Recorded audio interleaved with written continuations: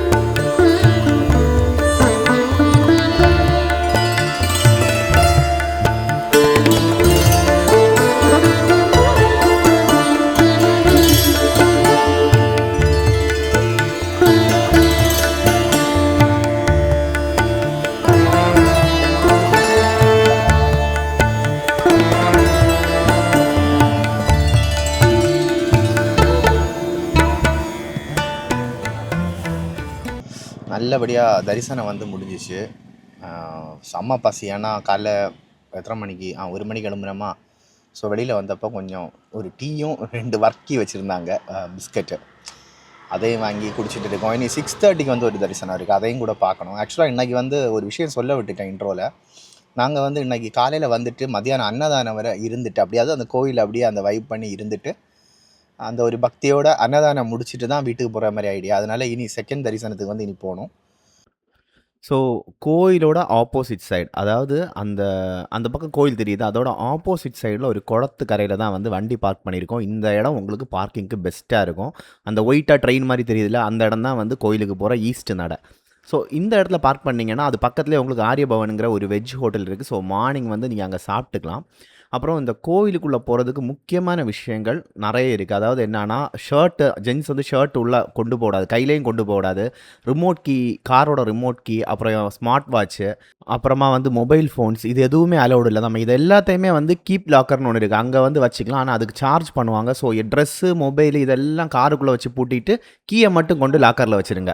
ஆக்சுவலாக வந்து ஈஸ்ட் கேட்டு தான் வந்து ரொம்ப ஃபேமஸான கேட்டு. அது வழி தான் மேக்ஸிமம் எல்லோரும் உள்ளே வருவாங்க. கோயிலோட ஃப்ரண்டேஜ் வந்து அந்த ஈஸ்ட் கேட்டில் தான் தெரியும். ஸோ நானுமே வந்து மார்னிங் நிர்மாலயம் வந்து ஈஸ்ட் கேட்டில் தான் தொழுதேன். அப்புறமா வந்து ஈஸ்ட் கேட்டுக்கு அல்டர்னேட் சைடில் வந்து காரை வந்து எடுத்துகிட்டு வந்து பார்க் பண்ணோம். இங்கே வந்து பார்க்கிங் எல்லாம் கொஞ்சம் கஷ்டம்தான். அதனால் இந்த அல்டர்னேட் சைடு, குளத்தோட இன்னொரு சைடில் வந்து கார் பார்க் பண்ணேன். ஆக்சுவலாக ஃப்ரீயாக தான் பார்க் பண்ணேன். அங்கே கொஞ்சம் இடம் இருக்குது. பார்க் பண்ணிட்டு அங்கேருந்து இன்னொரு கேட் வழியாக வந்து உள்ளே போயிடலாம். மேக்ஸிமம் ஏர்லி மார்னிங் வந்து சாமி கும்பிட பாருங்கள். அதுக்கப்புறமா ரொம்ப பெரிய க்யூ வருது. அது மட்டும் இல்லை, ஒரு 500 ரூபீஸ் கொடுத்தா ஸ்பெஷல் க்யூவில் நம்மளை அலோவ் பண்ணுவாங்க. பட் அது தேவையில்லைன்னு நினைக்கிறேன். அன்னதானம் முடிச்சிட்டோம். ஆக்சுவலாக வந்து பத்மநாப சுவாமி கோயில் வரணுன்னா உங்கள் அவுட்ஃபிட் இதுவாக தான் இருக்குது. ஜென்ஸுக்கு வந்து இந்த மாதிரி ஒன்று போட்டுக்கலாம், அதோட சேர்த்து வேட்டி தான்.